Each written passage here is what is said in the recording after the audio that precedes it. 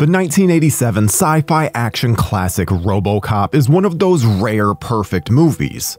Everything about it works just right. The satire, the violence, the characters, the design of RoboCop himself, and it's difficult to follow up perfection, which is evident in RoboCop 2, a movie that tried to carry on the story, but ended up feeling tonally inconsistent and a bit scattered.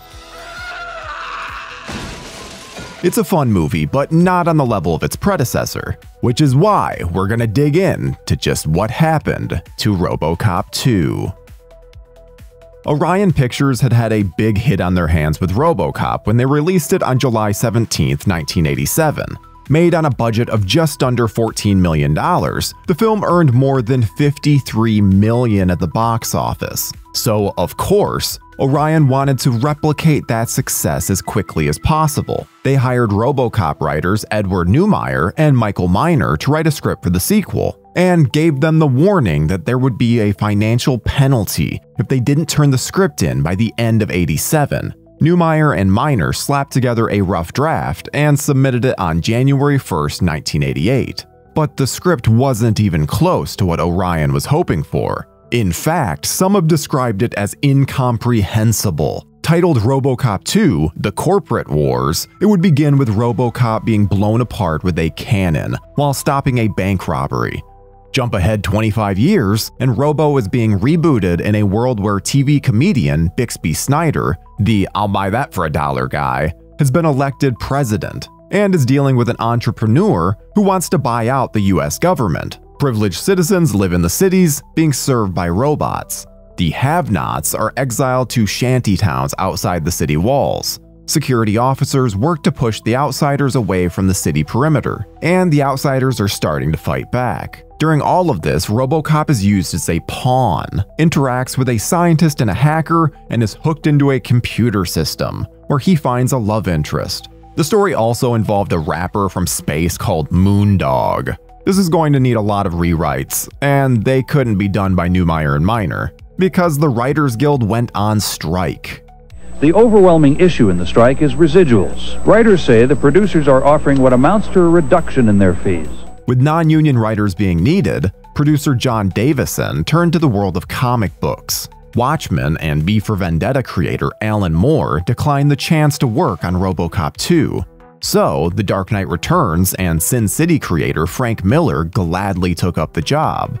Over a series of drafts, Miller gave Orion something that they could work with, although his initial drafts were closer to what ended up being RoboCop 3 than what became RoboCop 2, with that troublesome company Omni Consumer Products forcing people out of their homes, all so they can bulldoze old Detroit and replace it with Delta City, the city of the future. RoboCop ends up siding with the resistance fighters against the OCP, befriending a little girl who's a computer whiz along the way. It all builds up to an all-out war between the locals and OCP.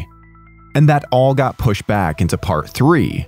Waylon Green, who received an Oscar nomination for his work on the classic western The Wild Bunch, helped to shape the script into what RoboCop 2 ended up being. Then Miller was kept on board to continue working on revisions throughout production. In the first movie, OCP created RoboCop, building the cyborg around the remains of the murdered police officer Alex Murphy to eliminate crime, making Detroit safe for their Delta City construction workers.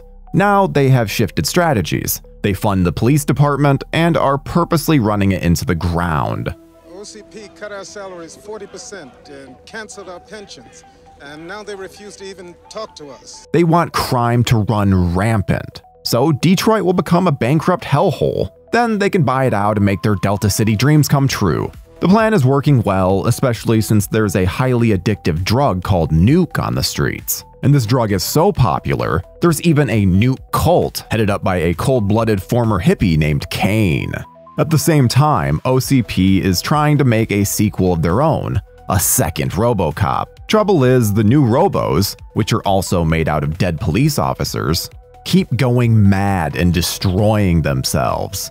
So psychologist Juliet Fax figures violent criminals might be better candidates, as they would enjoy the power and virtual immortality of becoming a cyborg. So yes, Kane becomes RoboCop 2, as Fax believes that she can control him by simply supplying him with Nuke. She also messes with the original Robo's programming, leading to a humorous sequence where he's off his game for a while. Anything you say can and will be used against you in a court of law. He's dead, Murphy.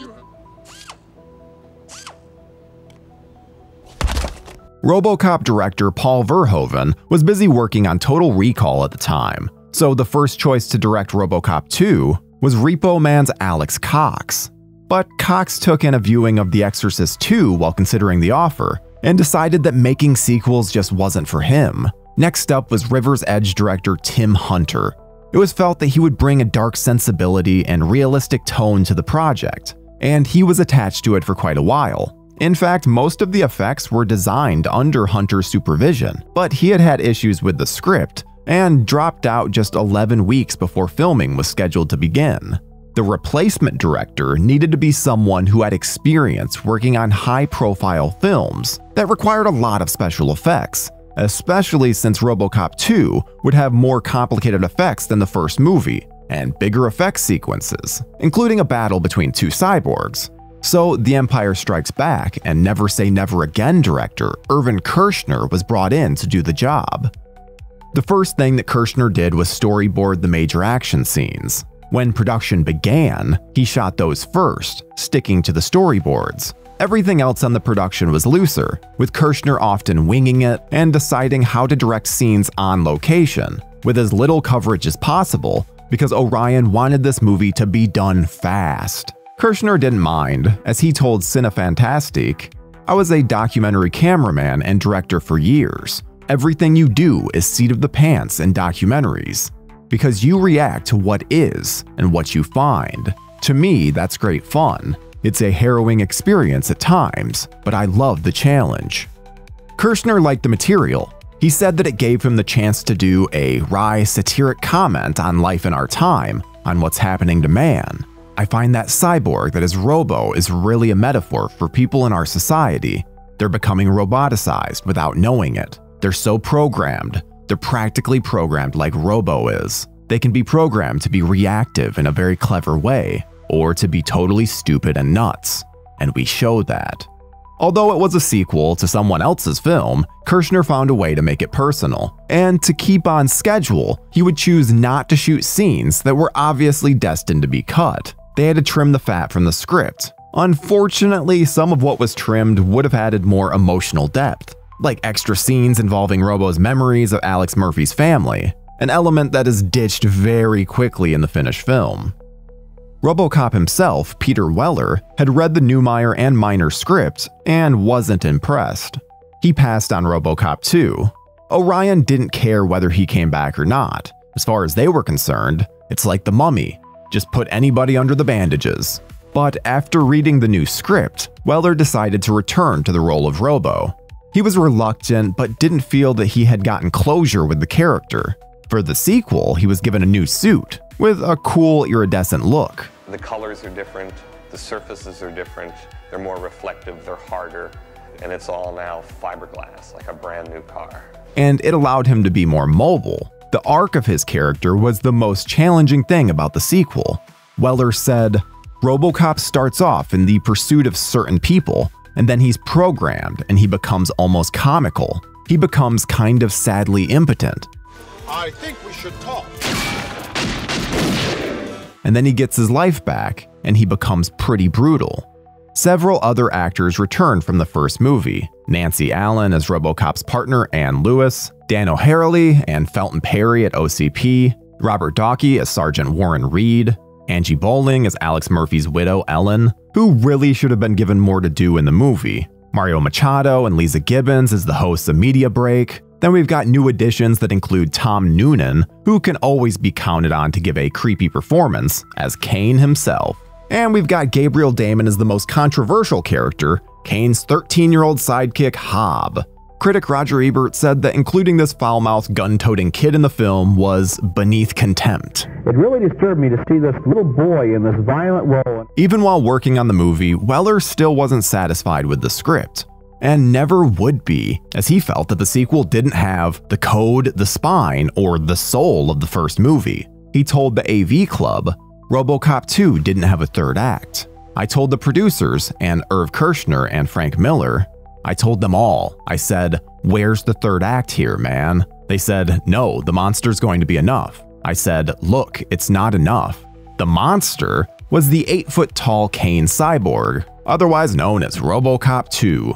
The creative team was determined to make RoboCop's climactic battle with this beast extremely cool, so dazzling that viewers would be able to overlook any of the film's shortcomings.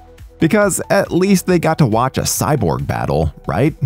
And it is pretty impressive, featuring some great special effects that were overseen by Phil Tippett. Before we continue with our video, here's a reminder to click the Store tab on any of our JoBlo channels and browse our collection of the latest and freshest designs in our merch store. Go get you some.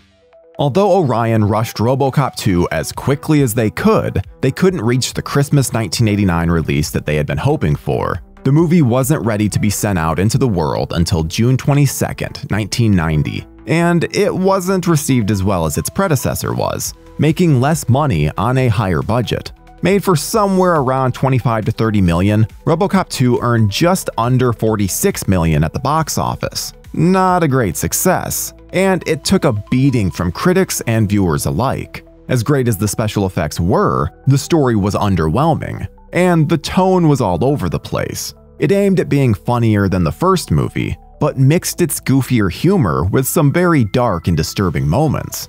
It's a strange blend. RoboCop 2 ended up being the last feature film that Irvin Kershner ever directed, wrapping up a career that stretched back 40 years. It wasn't the best way to end, but not awful. The movie is entertaining and has its fans, and at the very least, it's much more popular with viewers than the next sequel would be.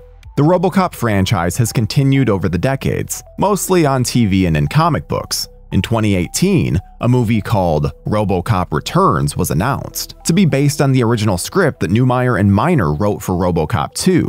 The project passed through the hands of directors Neil Blomkamp and Abe Forsyth. Weller was even interested in playing Robo again, if the money was right. But RoboCop Returns never made it into production. Still, we don't know if that script had any chance of working on the big screen. What we have is what Irvin Kershner, Frank Miller, and Waylon Green were able to come up with. And it's sadly not on the level of RoboCop. But I guess it's a fine RoboCop 2. We're only human.